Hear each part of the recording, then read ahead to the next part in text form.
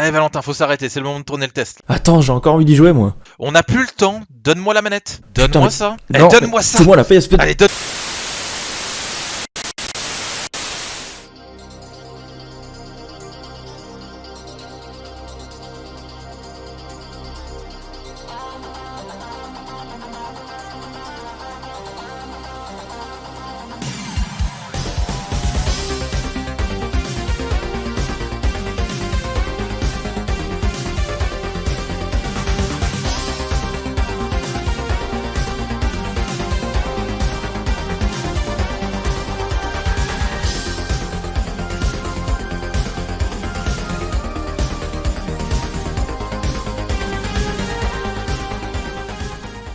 Ça fait des années qu'on me parle de la licence Persona, et forcément, quand j'ai entendu parler du speech du 4ème opus, je l'ai acheté instantanément. Et putain, c'était les 15 balles les plus rentables de ma vie. Persona 4 est un RPG développé par Atlus que l'on connaît évidemment pour les Persona, mais aussi pour les Shin Megami Tensei. Parce que oui, pour ceux qui ne savent pas, la série Persona est un spin-off de la série des Shin Megami Tensei.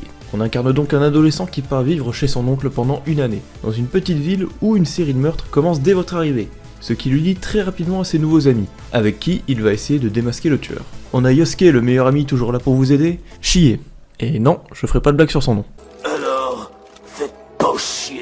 Yukiko, la fille timide, Teddy, qui je ne sais pas pourquoi me rappelle quelqu'un. Je rigole, mais en vrai ils se ressemblent sur beaucoup de choses. Ah, je suis curieux de savoir sur quoi. C'est tous les deux des harceleurs. Hey, Chie-chan, Yuki-chan. Yes? Do you have anything to wear? I'm basically like a newborn at the moment. Je vous laisse découvrir les autres personnages par vous-même, même si l'intro du jeu vous spoil totalement le nombre de protagonistes, leur identité et les silhouettes des victimes. Le jeu se sépare en deux phases. On a la phase dans la réalité, où le but est d'augmenter ses stats et les liens avec les autres personnages, et la phase dans la télé, où l'on doit atteindre la fin d'un niveau pour affronter la personnalité cachée d'un des personnages.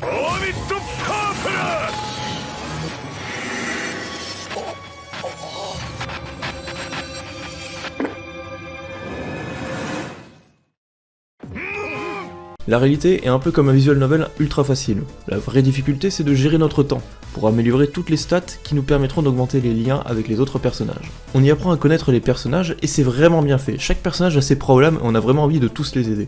Au début du jeu je craignais un manque de contenu, mais au final je me suis surpris à découvrir de nouveaux personnages juste avant la fin. Et j'ai même pas pu finir tout ce que je voulais faire. En augmentant le lien que vous avez avec vos alliés au niveau max, leur persona évolue.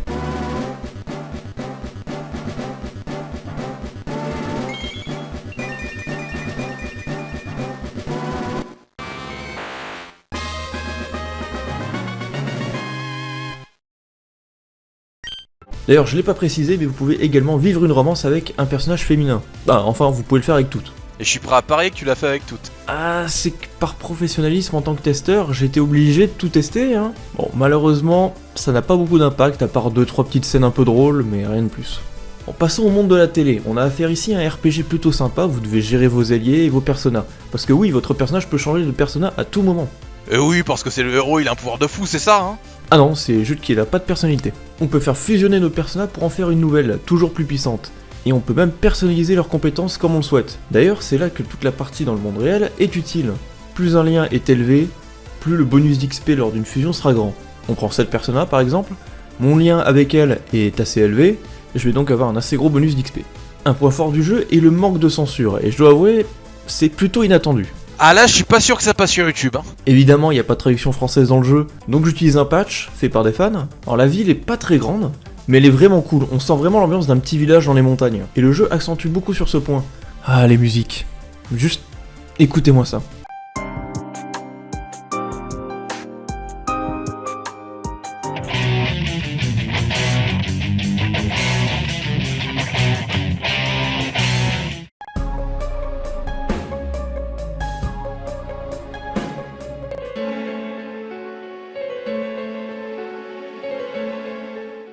Vous imaginez pas à quel point l'ambiance du jeu est incroyable. On est vraiment pris dans l'histoire, tout est construit comme dans un manga. Il y avait même les épisodes filler, regardez.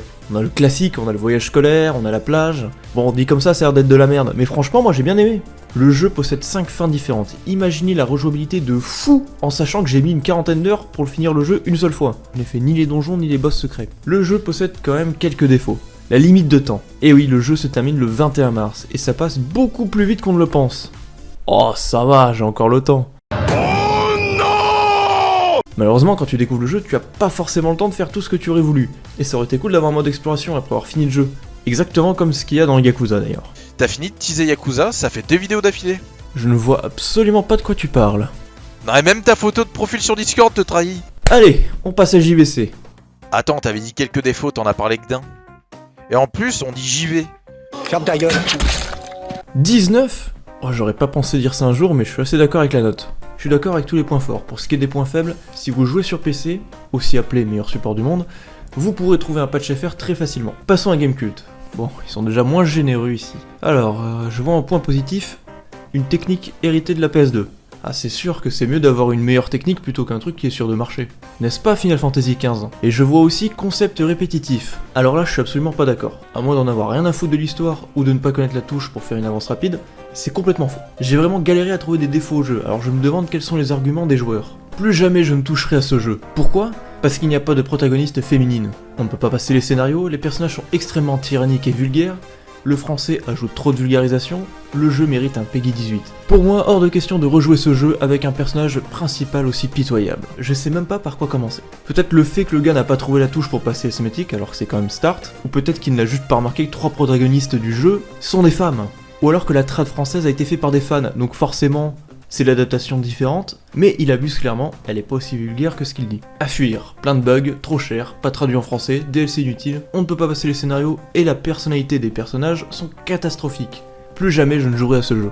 Alors bon, c'est déjà complètement con de vouloir passer le scénario dans un RPG, mais bon, passons. En fait non, on va pas passer à autre chose.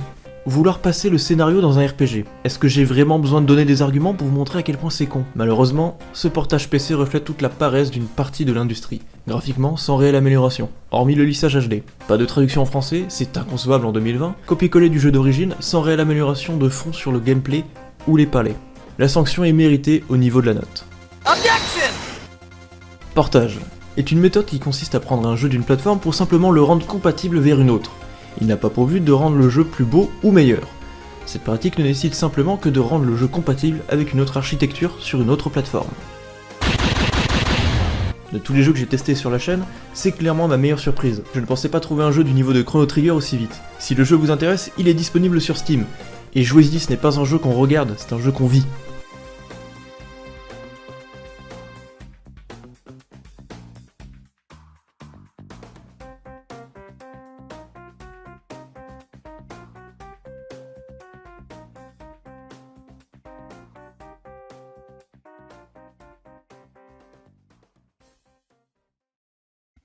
Ah là, je suis pas sûr que ça passe sur YouTube, ouais. Non mais là par contre je le dis en vrai.